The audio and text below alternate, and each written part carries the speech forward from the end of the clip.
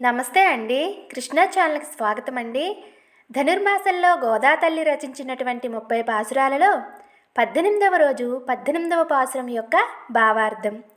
శ్రీకృష్ణుని నిద్ర నుండి లేపుటను నీలాదేవుని లేపుట మరచియుండుటచే నీలాదేవిని ప్రత్యేకముగా లేపుట ఉచితమని మదజలము స్రవించటి దర్పమున్న బహు గజ సమూహములతో యుద్ధం అనర్చినను ఓడకుండినట్టి భుజబలము కలిగిన నందగోపాలిని యొక్క కోడలివి అయినా ఓ నప్పిన్న పిరాట్టి నీలాదేవి సుగంధ పరిమళము ఒలికించు కొంతములు గలదానా కవాటమును తెరువుమా ఊరులోకి అంతటా వచ్చి తెల్లవారినదని కోళ్ళు కేకలు వేయిచున్నవి. నీ రాక కొరకై బండి గురువింద పందిరిపై నుండి చాలాసేపటి నుండియే అనేక మార్లు కోకిలల సమూహములు కూయిచున్నవి. బంతుల వంటి వేళ్ళుయున్నదానా నీ మేనత్త కొడుకైన శ్రీకృష్ణుని నామకీర్తన మొనరించుచుంటివి గనుక ఎర్ర తామరల వంటి మృదువైన దివ్య హస్తములచే నీ చేతికియున్న కళ్యాణ గుణములు గల గాజులు గలగలా ధ్వనిసేయునట్లుగా వచ్చి తలుపును తెరువుమా.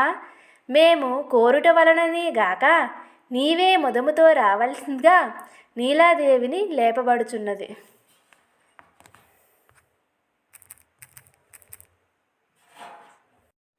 నమస్తే అండి. కృష్ణా ఛానల్కి స్వాగతం అండి. ధనుర్మాసంలో గోదా తల్లి రచించినటువంటి 30 పాసురాలలో 18వ రోజు 18వ పాసురం యొక్క భావార్థం.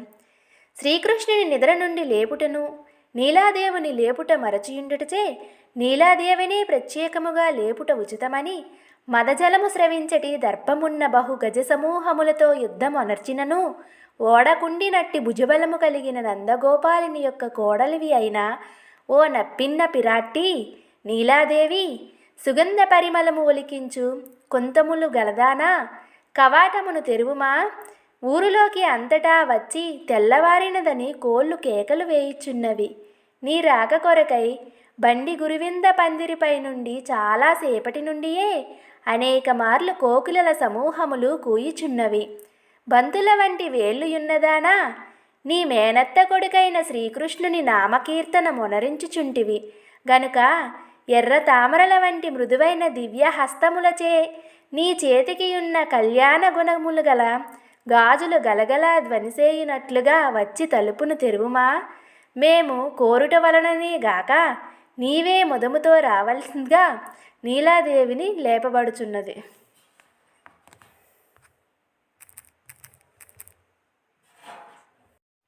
నమస్తే అండి. కృష్ణా ఛానల్కి స్వాగతం అండి. ధనుర్మాసంలో గోదా తల్లి రచించినటువంటి 30